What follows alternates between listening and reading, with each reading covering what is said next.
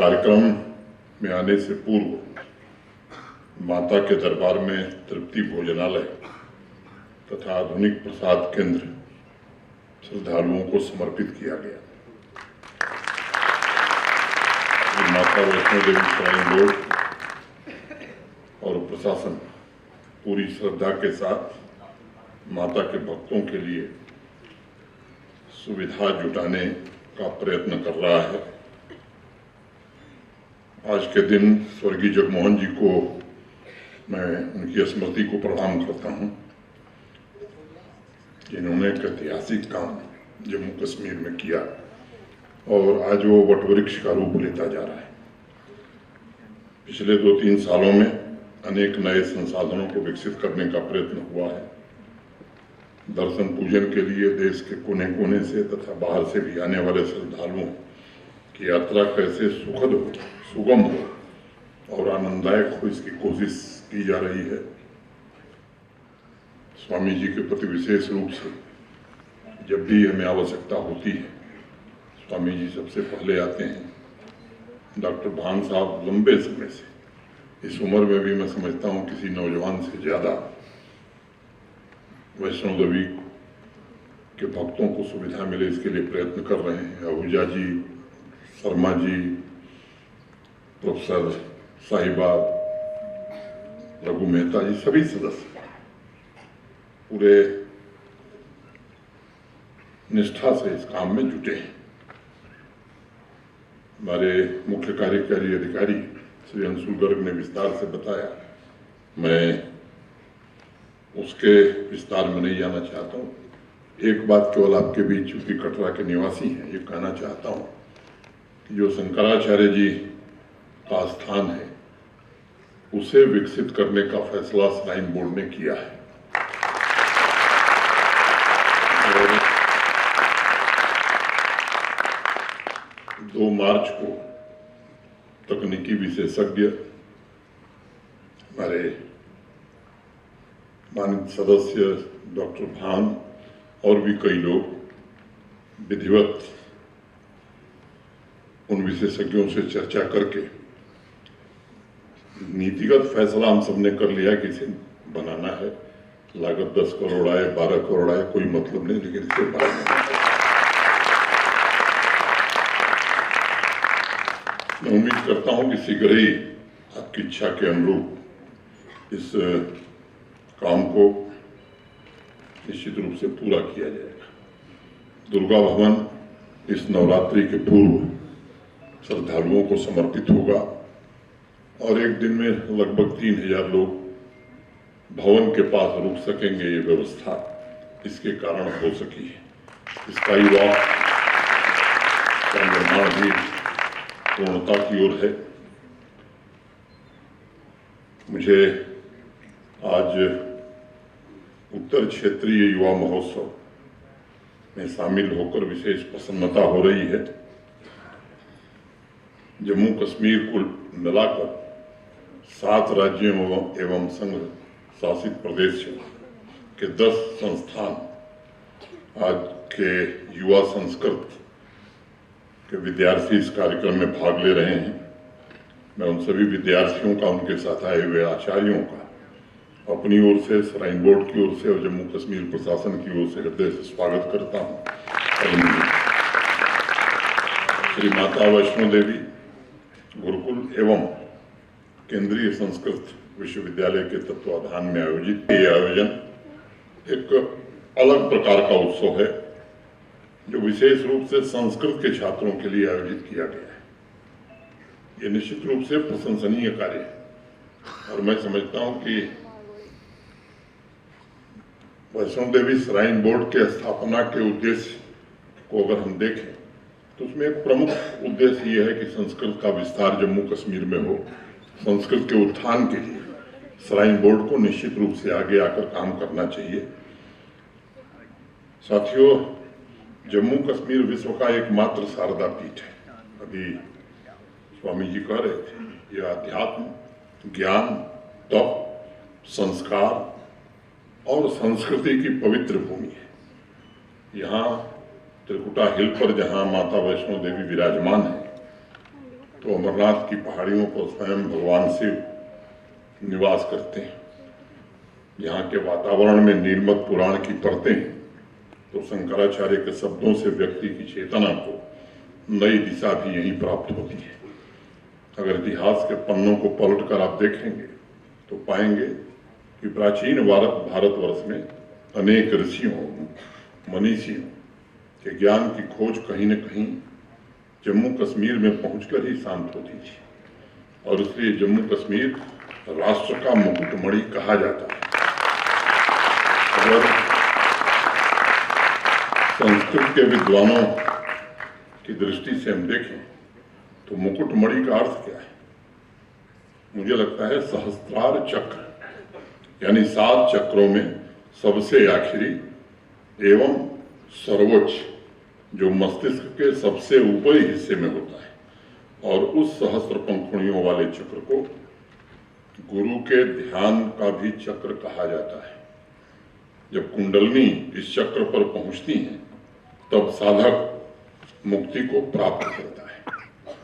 और इसलिए मैं समझता हूं कि अध्यात्म के केंद्र के रूप में जम्मू कश्मीर दरअसल मोक्ष स्थल है, और देश में शक्ति के अलग अलग केंद्रों से होते हुए लोग अपनी आध्यात्मिक यात्रा के मुकुटमणि यानी जम्मू कश्मीर तक पूर्व काल से पहुंचते थे। जो अभी भगवान शंकराचार्य का जिक्र आया वो इसी कड़ी में जिक्र आया है। हम सब शंकराचार्य जी बौद्ध भिक्षुओं सूफियों की यात्राओं से परिचित हैं। किस प्रकार उन्होंने संस्कृत और संस्कृति दोनों की सेवा की, उससे हम सब वाकिफ हैं। क्योंकि संस्कृत ने ही हमारी संस्कृति को आकार दिया है, इसलिए संस्कृत यहाँ कभी वैकल्पिक नहीं बल्कि आध्यात्मिक यात्रा एवं साधना की एकमात्र भाषा रही है। आज अनेक राज्यों से यहाँ इस उत्सव में इकट्ठा हुए संस्कृत विद्यार्थियों से मैं कहना चाहूँगा कि संस्कृत के जाने माने विद्वानों के साथ मिलकर ये कोशिश हम सब कर रहे हैं कि संस्कृत की प्रतिष्ठा को पुनः जम्मू कश्मीर में पुनर्स्थापित किया जाए। इसमें एक कठिनाई जो मेरे ध्यान में आती है, और मैं संस्कृत एक बार किसी कार्यक्रम में झाजी थे तो मैंने वहां भी कहा था, संस्कृत के विद्वानों से मैं बहुत विनम्रता पूर्वक कहना चाहता हूं, संस्कृत जब तक जन भाषा आम आदमी की भाषा नहीं होगी उसका प्रचार प्रसार नहीं हो सकता है। इसलिए संस्कृत के विद्वानों पर यह नैतिक दायित्व आ गया है कि इसे जन भाषा कैसे बनाया जाए, सामान्य आदमी कैसे बोल सके। कुछ लोग होंगे जिनको वेद पुराण का अध्ययन करना होगा, उनको अच्छी संस्कृत आवे, उनका ज्ञान अच्छा हो, ये तो ठीक है, लेकिन सामान्य आदमी भी संस्कृत बोल सके, समझ सके, ऐसी जनभाषा और ऐसी शब्दावली अधिक से अधिक हमें बढ़ाने की कोशिश करनी होगी। तभी मैं समझता हूं कि इस देश का सामान्य आदमी जो है संस्कृत के और करीब आ सकेगा। पिछले कई वर्षों से एक बात मुझे परेशान करती थी, व्यक्तिगत रूप से मुझे परेशान करती थी, कि विश्व की सभी आधुनिक भाषाओं के मूल में संस्कृत है, लेकिन उन भाषाओं में प्राण भरने वाली हमारी देववाणी आम आदमी से कैसे दूर हो गई, ये एक विचारणीय प्रश्न है, और इसका समाधान संस्कृत के विद्वानों को ही निकालना होगा। ऐसा क्यों हुआ, ये बहस का विषय हो सकता है, लेकिन हिंदी में एक बड़े प्रसिद्ध व्यंग्यकार हुए हरिशंकर पारासाई, आप में से कुछ लोगों ने नाम सुना होगा। वो बड़ी सहजता से समझाते हुए एक बात कहते हैं, और कहते हैं कि जिससे लोग चलेंगे वही आम रास्ता होगा। अब खूब बढ़िया सड़क बना दीजिए सोने की, वो गांव में जाती ही नहीं है, उस पर कोई चलने वाला ही नहीं है, तो मुझे लगता है ऐसी सड़क बनाने का कोई लाभ नहीं होगा, वो आम रास्ता नहीं हो सकता है। और एक बार उन्होंने हिंदी पर टिप्पणी करते हुए कहा, परसाई साहब ने, कि हिंदी भावना की चीज नहीं बल्कि व्यवहार की चीज है, और इसलिए जो सहज होगा वही लोग बोलेंगे। अब लौह पथगामिनी विश्राम स्थल अगर आप रेलवे स्टेशन को बताएंगे तो कितने लोग बोलेंगे। मैं स्वयं इस बात को मानता हूं कि भाषा ये साधारण आदमी की भाषा होती है, साधारण जन की होती है, ये असाधारण जन की भाषा नहीं होती। और संस्कृत तो ऐसी भाषा है कि उसके समान दुनिया में कोई दूसरी भाषा नहीं है, कोई दूसरी भाषा नहीं जो उसकी तरह चेतना के विभिन्न आयामों को छू सके, ऐसी कोई भाषा नहीं। कोलंबिया यूनिवर्सिटी के प्रोफेसर हैं व्यास ह्यूस्टन, उन्होंने लिखा है कि संस्कृत की सबसे बड़ी अनोखी बात यह है, यह किसी भी इंसान को दो अलग अलग धाराओं के ऊंचे स्तर पर पहुंचाने में मदद करती है और उन दोनों आयामों पर, जैसे गणित और संगीत, मस्तिष्क और हृदय, वैज्ञानिक और आध्यात्मिक, पर इंसान एक रूप स्वयं को महसूस करता है। इसलिए प्रोफेसर व्यास ह्यूस्टन ने संस्कृत को जन भाषा बनाने के लिए 1989 में अमेरिकन संस्कृत इंस्टीट्यूट की स्थापना की और संस्कृत सिखाने की विधियों में अनेक परिवर्तन उन्होंने किए ताकि वो छात्रों के बोलचाल की ठेठ भाषा बन सके। और आज उनकी विधियों को अपनाकर अमेरिका के नौजवान, अनेक युवा घर बैठकर संस्कृत सीख रहे हैं। हमें लगता है कि हमको भी इस तरह का प्रयोग अब करना ही होगा। जम्मू कश्मीर में भी श्री माता वैष्णो देवी गुरुकुल, चूड़ामणि संस्थान, संस्कृत विद्यापीठ हमारा, और एक नाम मैं जरूर लूंगा, महंत रोहित शास्त्री का।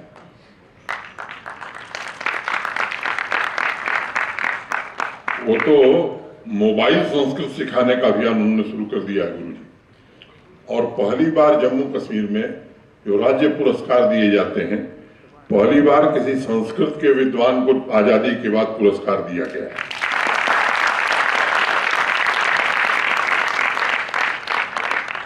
उसके प्रचार प्रसार में अनेक लोग लगे हैं। इस युवा महोत्सव के दौरान भी हमारी कोशिश होनी चाहिए कि तमाम आयोजित होने वाले कार्यक्रमों के माध्यम से संस्कृत की समृद्ध विरासत का कैसे प्रसार हो सके।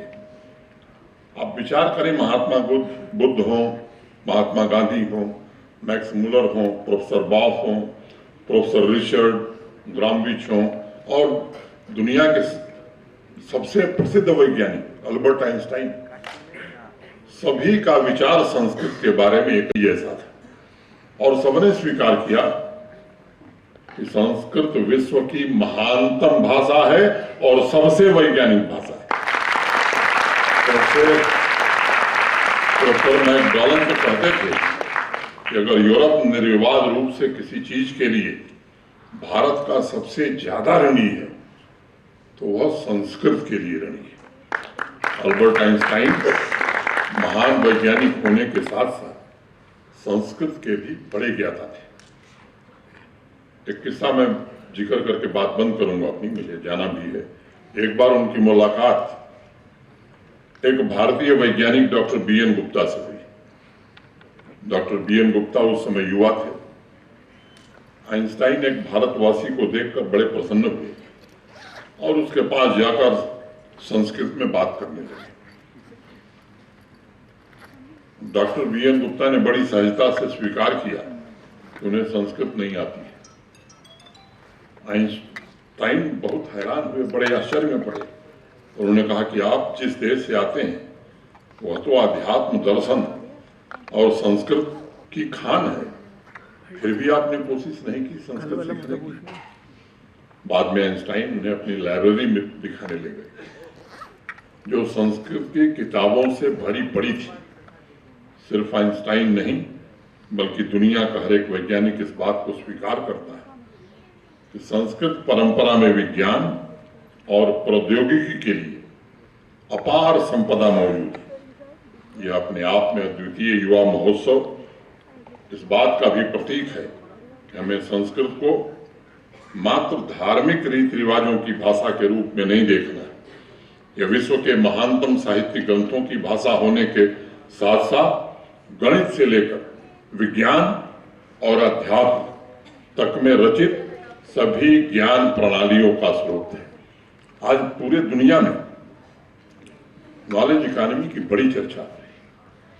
अभी पूज्य स्वामी जी ने कहा अमृत काल में, सही है, हम पहले की तुलना में अपनी संस्कृति के प्रति ज्यादा गौरवान्वित महसूस कर रहे हैं।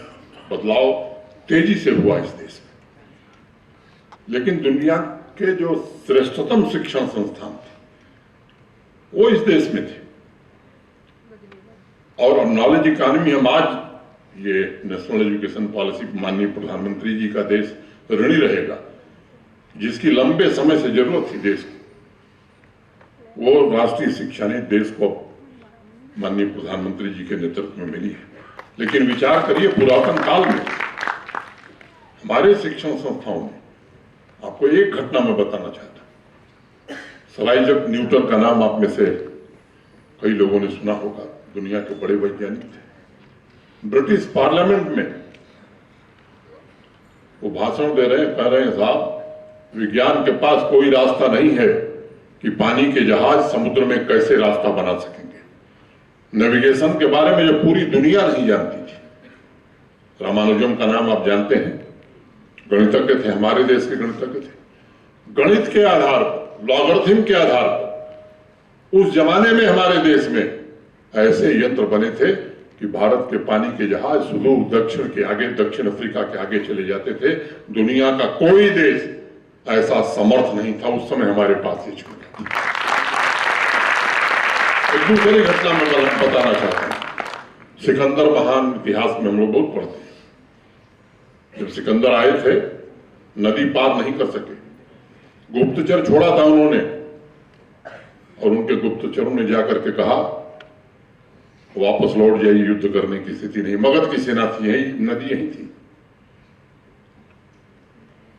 वापस लौट गए और वहीं उनसे पुर्राज मिले, पोरस उनके मित्र बने, और सबसे अमूल्य भेंट उनको पुर्राज ने वहां दिया।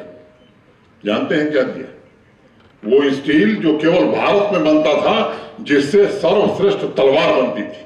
फिर दोबारा सिकंदर लौट करके आए, तो हमारे पानी के जहाज स्टील से लेकर अनेक सामान यहां से लेकर जाते थे, दूसरे देशों से सोना लेकर के आते, तब हम सोने की चिड़िया बने थे। सोने चुरा करके हम नहीं लाए थे। ये नॉलेज इकॉनमी हमारी विरासत रही।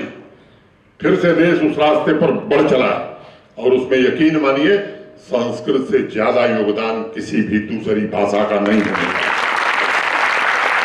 संस्कृत के